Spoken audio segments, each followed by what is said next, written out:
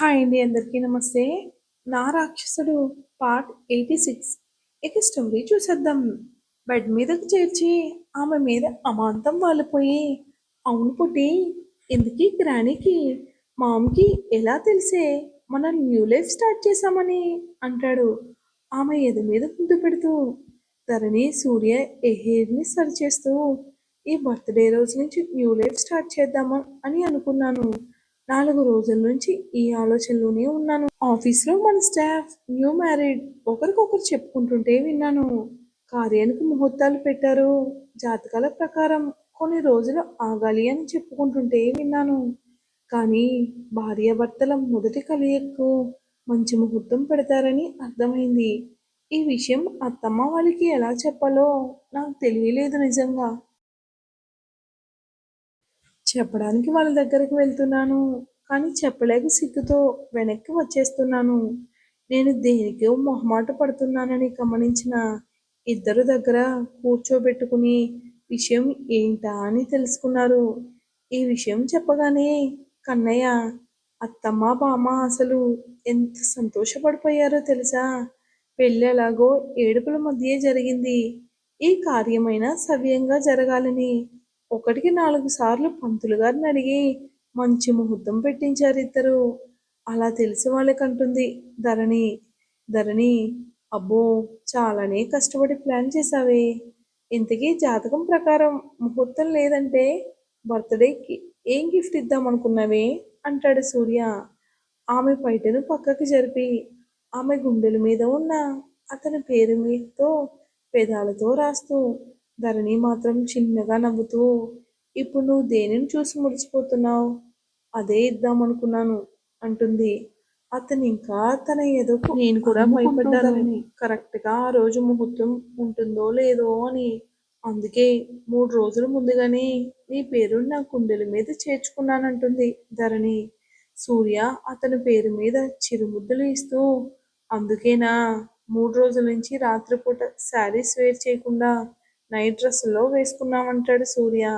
అతడు ధరణి అని అంటుంది మెల్లగా. సూర్య పెదాల దాటికి తాళలేక సూర్యాని ఇంకొంచెం పైకి లాక్కుని గట్టిగా హత్తుకుంటుంది.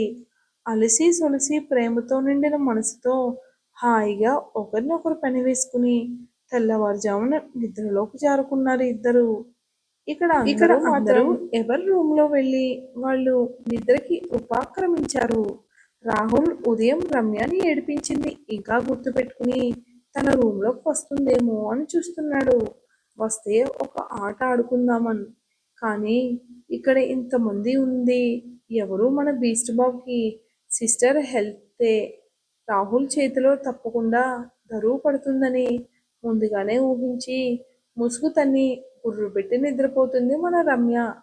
ఎంతసేపైనా రమ్య రాకపోయేసరికి రాహుల్ రమ్య రూమ్కి ఎవరూ చూడకుండా వెళ్తాడు.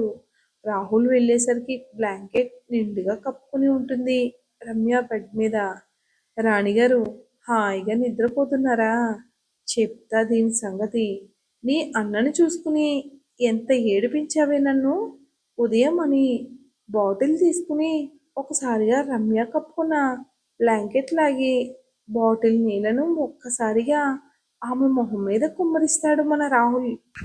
టైం చాలా అయ్యేసరికి రాహుల్ రాడు అనే ధైర్యంతో మన రమ్య బేబీ హాయిగా బజ్జుంటుంది. ఒక్కసారిగా నీళ్లు తన మీద పడేసరికి దెబ్బకి ఉలిక్కుపడి కూర్చుంటుంది హా అని అరుస్తూ. రమ్య అరుపుకు రాహుల్ 2 చెవులు మూసుకుంటాడు. రమ్య మొహం మీద ఉన్న నీళ్ళని చేతులతో తుడుచుకుని కళ్ళు తెరిచి చూస్తుంది. తన ఎదురుగా ఉన్న రాహుల్ని చూసి, రేయ్ బావగా, ఎందుకురా నా మీద నీళ్ళని ఎందుకు కొట్టావు అంటుంది చాలా మర్యాదగా. రాహుల్ సీరియస్ లుక్ ఇచ్చి బెడ్ మీద నుంచి రమ్య చేతులను పట్టుకుని లాగి నుంచోబెట్టి రమ్య బ్యాగ్ వాయిస్తాడు. రాహుల్ చెయ్యి చురుగ్గా తగిలేసరికి రుద్దుకుంటూ ఏడుపు మొహంతో, ఇప్పుడు నన్ను ఎందుకు కొడుతున్నావురా రాక్షసుడా అంటుంది మన రమ్య బేబీ.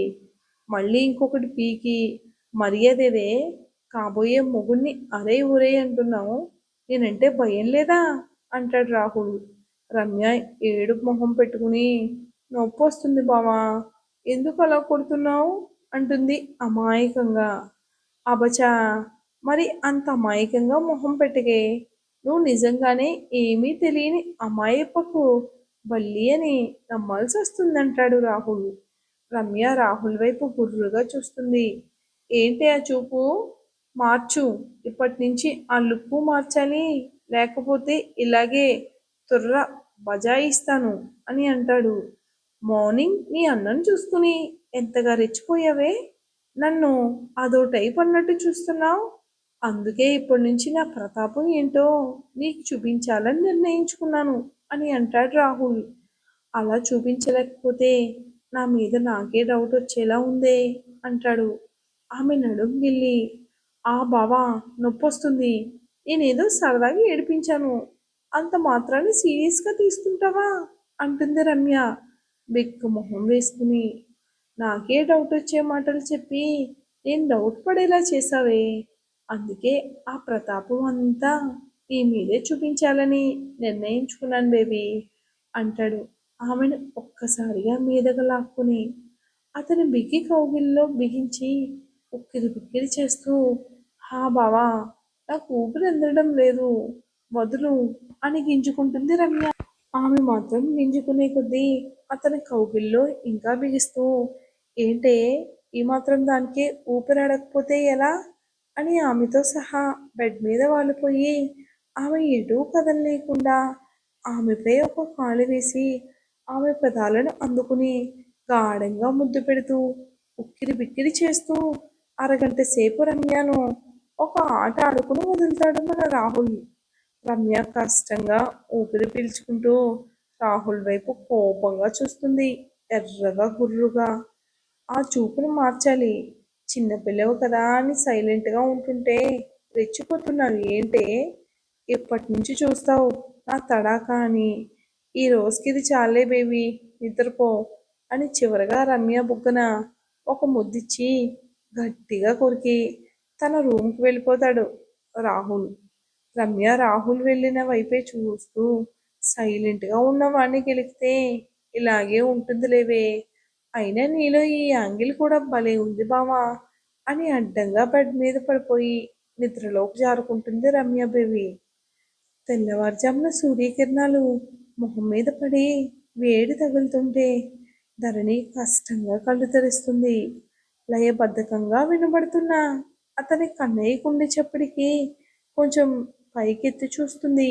అతని చేతుల మధ్య ఆమెను గట్టిగా హత్తుకుని పడుకుని ఉన్నాడు మన బీస్ట్ బాబు. ధరణి ముద్దుగా తిట్టుకుంటూ నిద్రలో కూడా ఒక క్షణం వదలడు.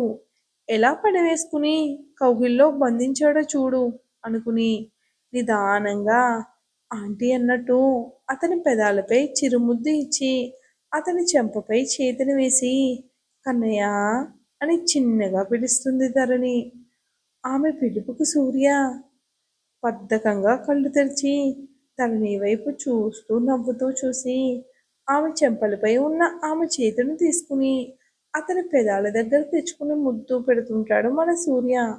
సూర్య ముద్దు పెడుతున్నప్పుడు ధరణి చెయ్యి వేడిగా తగిలేసరికి సూర్య కంగారుగా, పుటి, నీ చెయ్యి ఇంతగా కాలిపోతుంది ఏంటే అని ఆమె మెడ మీద తల పెట్టి చేతిని పెట్టి చెక్ చేస్తాడు. ఒళ్ళంతా వెచ్చగా ఉండేసరికి సూర్య భయంగా, ఏంటే, నీ ఒళ్ళు ఇంతలా కాలిపోతుంది అని ఒకటే భయంతో వణికిస్తాడు. ఇప్పుడు ఏం జరుగుతుందో మన నెక్స్ట్ వీడియోలో తప్పక చూద్దామండి. వీడియో కనుక మీకు నచ్చినట్లయితే తప్పకుండా లైక్ చేసి సబ్స్క్రైబ్ చేసి మన ఛానల్కి మరింత సపోర్ట్ ఇస్తారని కోరుకుంటున్నాను. Thanks for watching.